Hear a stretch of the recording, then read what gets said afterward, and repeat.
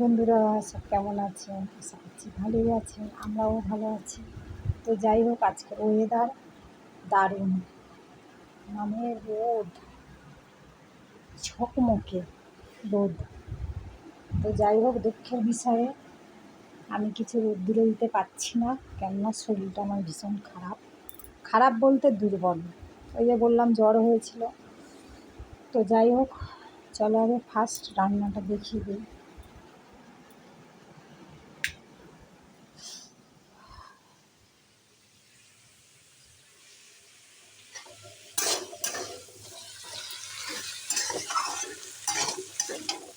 তাহলে ঝিঙে আলু বেগুন দিয়ে একটা মাখা মাখা ডালনা টাইপের হবে।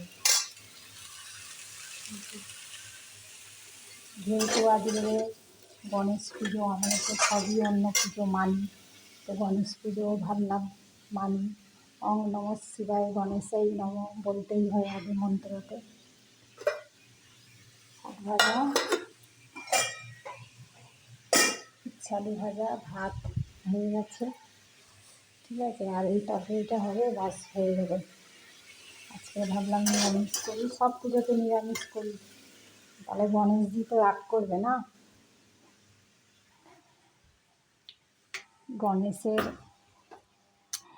বাবার পুজোয় আমরা উপোস করি, মায়ের পুজোয় উপোস করি, তাহলে বাচ্চার পুজোতে আমরা উপোস তো থাকছি না, ওই যে নিরামিষ। যাই হোক, কলমি শাক ভাজি আর উচ্ছে আলু ভাজি আর ঝিঙে আলু বেগুন টেগুন দিয়ে একটা ডালনা হবে। লাস্টে ভাববো ডাল করবো কিনা, কেন ডাল করে আমি খুব ভুগেছি, খেতে চায় না। ওই একটা তরকারি করলে একটু মানে মাখা মাখা হবে, একটু ঝোল থাকবে, ওর জন্য ডালের প্রয়োজন হয় না, তাও আমি বানাই। বানিয়ে বানিয়ে আমি তো নিজেই ভুক্তভোগী, নষ্ট করি। তো যাই হোক, এইগুলো কথা। তাহলে আপনাদের সব কাজ ধরে এগিয়েছে, নিশ্চয়ই এগিয়ে যাচ্ছে। বা সকাল হওয়া মানেই দৌড়ানো, আর কিছু নয়। তাহলে যারা আমার গুরুজন, আপনারা ভালো আছেন, যারা আমার ছোটো, অনেক অনেক ভালোবাসা নিয়ে, যারা আমার ভিডিও দেখেন, আপনাদের অনেক ভালোবাসা রইল। তো যাই হোক, আজকের গণেশ পুজো, তো শুভ গণেশ পুজো, সকলার শুভ হোক। তো দিল্লি বোম্বে এদিকে তো সব গণেশ পুজো ভালোই হয় আর কি।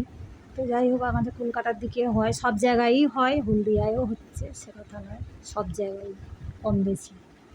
তো আমি ভাবলাম যে না, আজ নিরামিষ খাই, সব পুজোতে নিরামিষ খাই, তাহলে গণেশ রাগ করবে। তো এইগুলো ব্যাপার। সে আমার ভাসুরের নাতনি আছে না, ও মানে পায়ে ব্যথা বলে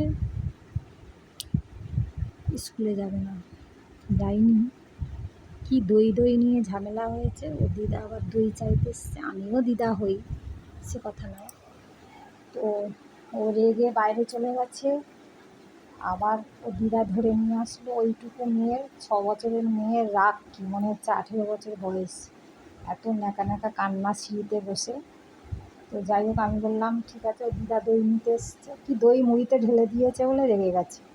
আমি বললাম যে ওর দিদা বললে দই আছে, আমি বললাম হ্যাঁ আছে। বাটি নিয়ে নিতে এসেছিল, আমি দিলাম। তারপরে ওর মধ্যে চিনি দেওয়া ছিল।